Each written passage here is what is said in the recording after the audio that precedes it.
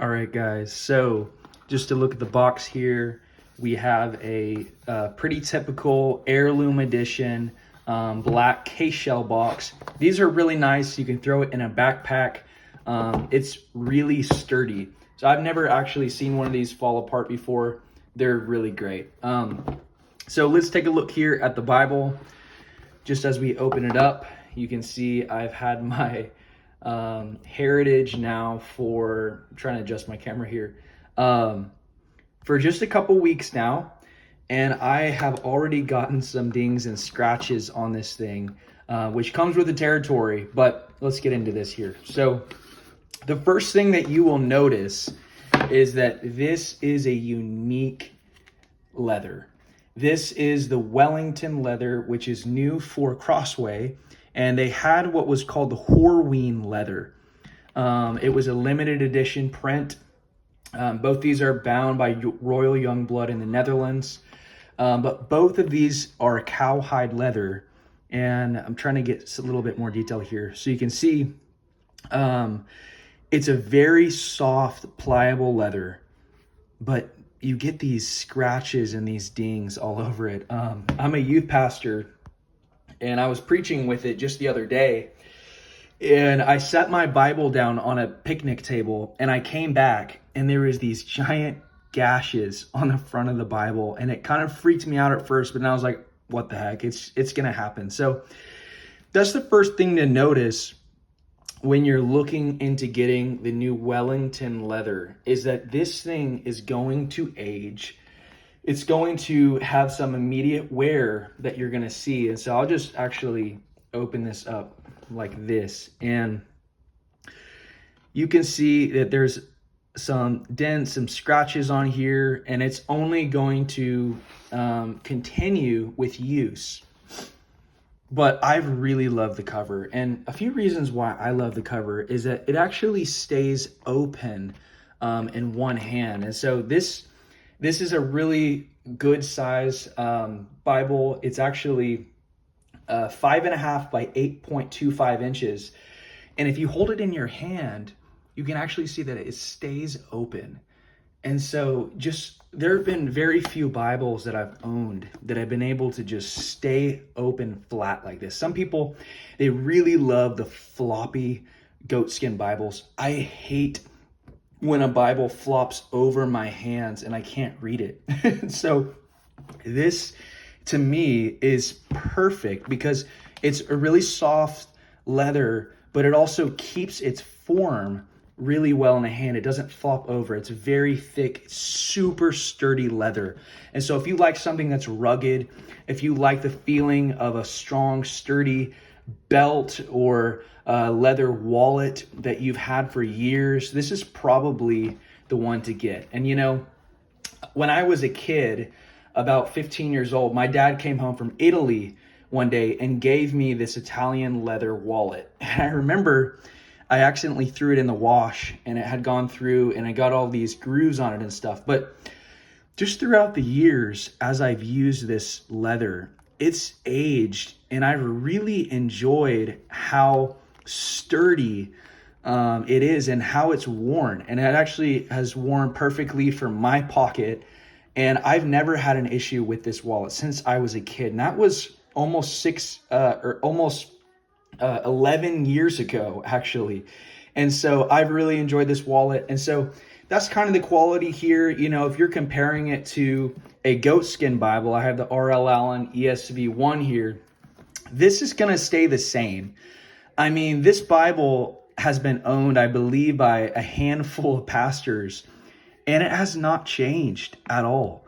I mean, it has stayed exactly the same. You can't scratch it if you tried. It's just a very rugged material here, but it doesn't show any natural wear and tear. And so that is that. But with something like a cowhide, you're going to get that character. You're going to get that aging. You're going to get different coloration of the leather. And that's something I think is super unique and something that I truly love. So that's the first thing to notice. So let's just open this Bible up, and I want to show you guys the typeface on here. So as we open the Bible up, one thing that you will notice is that this is a single column Bible. So I'm just going to go ahead and open it up to Genesis 1 here.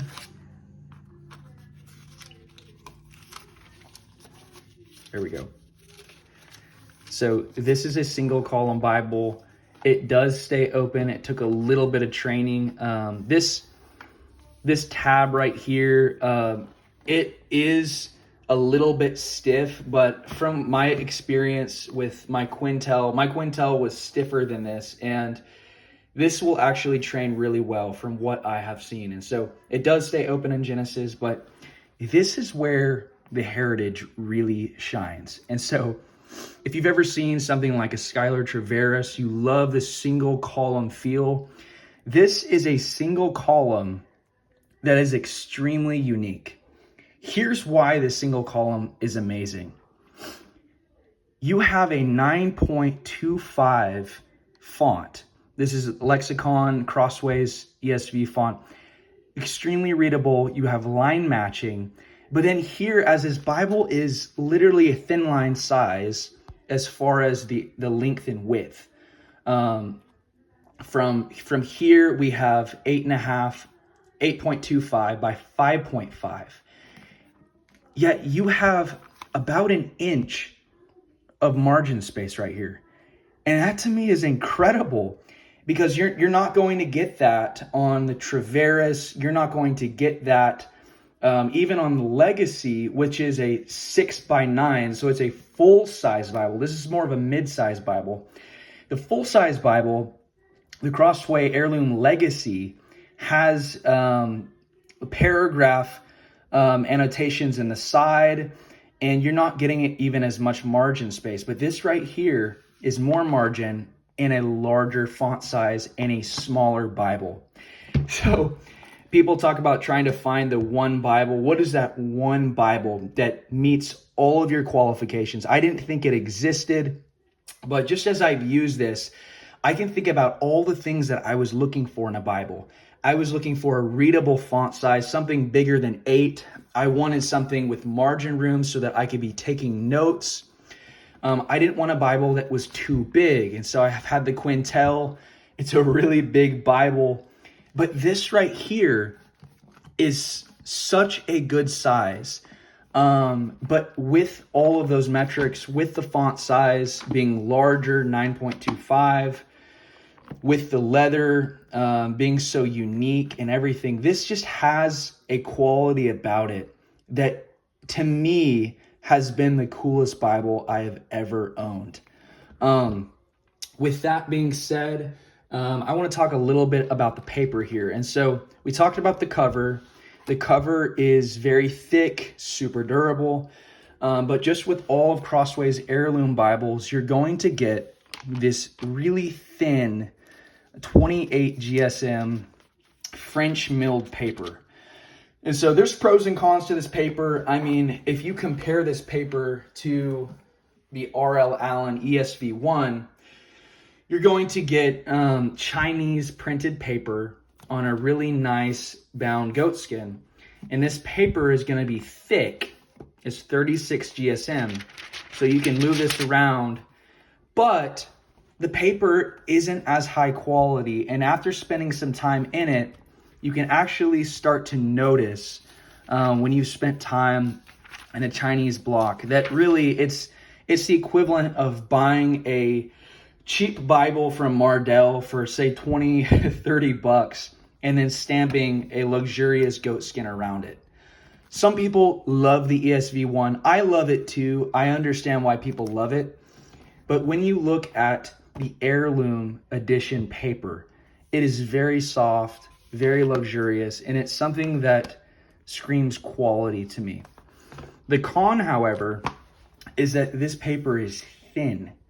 And so as you're turning a paper, if you accidentally kind of crease it like that, you can see that the crease just kind of stays there. And, you can be kind of a freak about it and really hate it, or you can just get used to it and use it a lot and learn to love it. And so to me, the paper isn't that bad. as far as the thinness, but also with the form factor of this mid-sized Bible, right? The 8.25 by 5.5. The page is a little smaller, and so it doesn't feel as bad with the thinner paper. However, when you have a big Bible, you know, a Schuyler Quintel full-size Bible with that thin 28 GSM, it's more noticeable and it kind of flops around more. And to me, it's harder to deal with. And so with this form factor, I have no issue with this.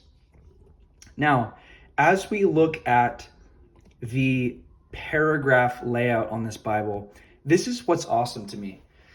I love the ESV preaching Bible, the paragraph format preaching Bible, because it had that single margin. It had those wide spaces here, the marginal space for you to take notes. It had a great font size. I believe it was a 10-point. But it was just a really big Bible. This right here could be described, that the Heirloom or the Heritage could be described as a mid-sized preaching Bible. So I'm a pastor. I preach on a regular basis. And just looking in here, I mean, if we go through the Gospels, I just want to show you how beautiful this paragraph format is. Right here, what's so incredible is that the font size, it's hard to see here on camera, but the font size, super readable, that 9.25. But also it has good verse numbers and paragraph chunks that are spaced out. Here's what's so important about that. When you are reading something like the Crossway Legacy, and you love that single column look, or you're reading a Traveris, both of which I've had and I've preached from, you're going to get a chunk of paragraph without breaks. It's going to be so much text on there. And even with the Traveris with a 10-point font, you're going to get lost. Also because the verse numbers are not within the paragraph. But the hybrid nature of this Bible is that it makes an amazing reader, but you also have the verse numbers in the paragraphs, and the paragraphs are broken up. And I just want to show you some of these books here that have such a unique layout that I don't think you could compare it to anything else. So as I look here, and some of the prophets, I'd love to turn to Micah, but we'll just see what I can find here. Okay, just looking in Isaiah, I want to show you guys something. This is a format that you will not find in any other Crossway Bible, and that is the poetry section being broken down into this poetry formatting, and then chunks of paragraph, and then more of the poetry section. And it's so interesting. Like, look at this. There's a paragraph here, and then it goes back to poetry. And some of it is just straight poetry, but then you'll go back and you'll have some more paragraph. That's something that I did not see in the Legacy. That's something that's definitely not in the Traveris. It is just the unique layout. I mean, yeah, this right here in Jeremiah, you can see how full-size lines and then poetry, and it breaks it up. And so this right here, this is amazing for preachers. To be able to have that breakup in the paragraph, and to be able to see the verse numbers like that, it's just so cool. So I love that so much. Just finally, I want to share a little bit about Bible comparisons here. And so I have the Heritage here with me. And as I showed earlier, I have the ESV 1. I want to compare something that I think is really unique about this Bible. And I want you guys to hear me out on this, because it's something that was a little off-putting for me at first. But once you see it, and you'll see it in the video, you'll know what I'm talking about. And that is the thickness of this Bible. And so when you see photos of the Heritage, the reason why I didn't buy the Heritage is because I was like, man, this thing is thick. Like, it literally looks like a study Bible in the video, or then in the photos or in videos. This is what's deceptive about this Bible. When you look at the spine here, the spine is thick, but as you look over to the actual text block is not that thick. And here's what's really interesting. If you hold a Bible like the ESV one by R.L. Allen, a lot of people say this is literally the perfect size Bible for carry. It's perfect for everything, all of that. This Bible is actually the same thickness of text block as the Heritage. Check this out. You literally have the exact same size text block. But the way that it's bound, you see right here, this spine is thick. And so right here, you can actually see, if I press this down, you can see that it gets thicker right here on the spine, and it narrows out right here. And so I'll try to show you guys the way it holds open. And so right here, you can kind of see that. It's thick here, but if I press down like that, now look at this side. It looks like a legacy now, right? Open it back up. Looks like a thick Bible. But if you were to crease it, it's the way that the leather sits on the Heritage that makes it look thicker. I don't know if that's going to change with time as it wears in, but the way it lays, it kind of just lays on top of the block, like kind of like that, where it makes the whole thing just look thicker. Now, if you kind of press it in like this, you can see that the actual text block is not that thick. Here's where it gets really crazy. You compare that to an actual study Bible. So right here, I love the church history study Bible, quotes from Spurgeon, Martin Luther, Calvin, all that. This is a study Bible that's pretty thick, right? And as you look at it, it looks like the Heritage is a brick next to the study Bible. You hold the study Bible, it's a full-size Bible, but it doesn't feel as thin.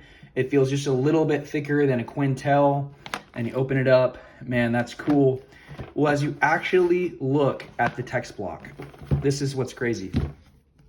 Open it up, you will see that the church history study Bible is significantly thicker than the Heritage. So, what does that mean? It means that when you are buying a Bible and you're looking into the Heritage, I don't want you guys to think that this Bible is bigger than it is. This Bible is the same size as an ESV one by R.L. Allen. It is the perfect size for carry, besides something maybe just like a thin line, but you're not going to get that line matching. You're not going to get that single spacing and beautiful poetry. But for what it is, this Bible is perfect form factor. And so I love red letter. You don't have red letter in here. That's a subjective thing. It's just an opinion. Of course, the ribbons here are also not amazing, but I would rate this Bible 9.5 out of 10. 9.5 out of 10. If it had a little bit thicker paper, it might be nice. Of course, the thing would be larger. But overall, I would say this is the best ESV Bible on the market today. Readability, form factor, quality, and everything. But before I forget, I actually want to show you guys something about the art gilding. And so one thing you will notice, and I noticed this when I went to the Gospel Coalition Conference down in Minneapolis, is they had all their new Wellington leather Heirloom Bibles out. I got to see all of them. I saw the Alpha and all of that stuff. What you'll notice about these new ones is that the art gilding is a lot fainter. I remember, back in the old days of the Heirloom Bibles, I had the Heirloom wide margin in goatskin. It's a rare Bible now, but it had this salmon art gilding that was nice and orange. It kind of looked like that, just when he held it open. And I remember thinking that was the coolest color ever. And so just a thing to notice, you might really be into art gilding, you might not. This is still salmon over gold, but it's going to be a lot fainter. And so it almost looks like a light brown color. It kind of looks like the art gilding on the Chinese prints that Crossway did at the Heirloom editions. And so you're getting the same quality. Nothing crazy here. Of course, you could even go and get it painted a little darker by somebody. I don't think for most people it's going to make much of a difference, but it is lighter. And so that's just one thing to keep in mind. Other than that, I think we touched all the bases. Of course, you know these ribbons here by Crossway. I don't understand why there's 4 of them. I don't need 4 of them, and they're also really tiny. So, I mean, I'm not a huge ribbon guy. I would be fine with 1 or 2, but there's 4, and they're also tiny and thin. Not a huge deal. I don't really sweat about it, but yeah, guys, overall, Crossway Heirloom Heritage in Wellington leather, 9.5 out of 10. This is an incredible Bible. Thank you, Crossway, for sending it to me, and I hope you guys have a blessed day in Jesus Christ. I'll see you guys later.